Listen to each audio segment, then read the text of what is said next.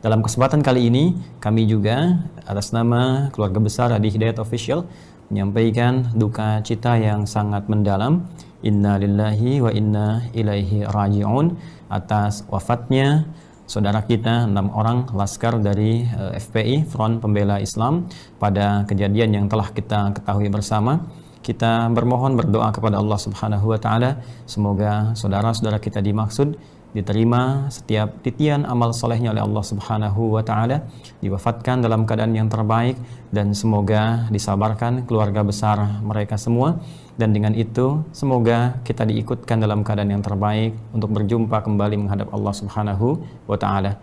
Segala hal terkait dengan proses yang dimaksud, baik aspek hukum ataupun yang lainnya, kami sangat mendukung pada berbagai pendapat dan pernyataan yang telah disampaikan oleh para pakar di bidangnya, baik oleh para pakar hukum, pendapat para ulama, juga ormas-ormas yang kapabel di bidangnya.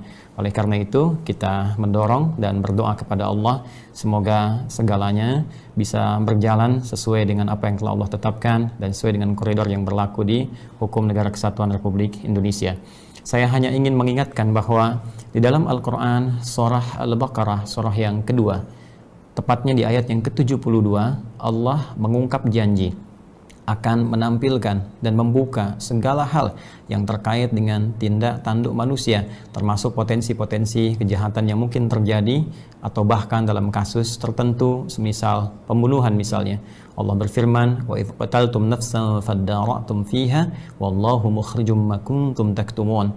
Dan ketika engkau pernah melakukan satu tindakan pembunuhan, lalu engkau berselisih paham, berseteru siapa dan bagaimana itu terjadi untuk menemukan pelakunya. Nah, dan Allah berjanji, wallahu mukhrijum ma kuntum taktumun.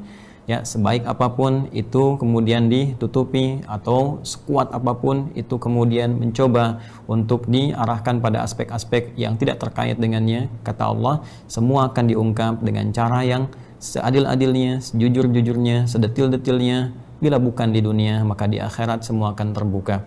Oleh karena itu, kita bermohon kepada Allah Subhanahu wa taala agar Allah memberikan kedamaian di negeri kita, ketentraman, dijauhkan dari perpecahan, dan disatukan dalam kebaikan-kebaikan serta kemuliaan dengan izin Allah Subhanahu wa taala.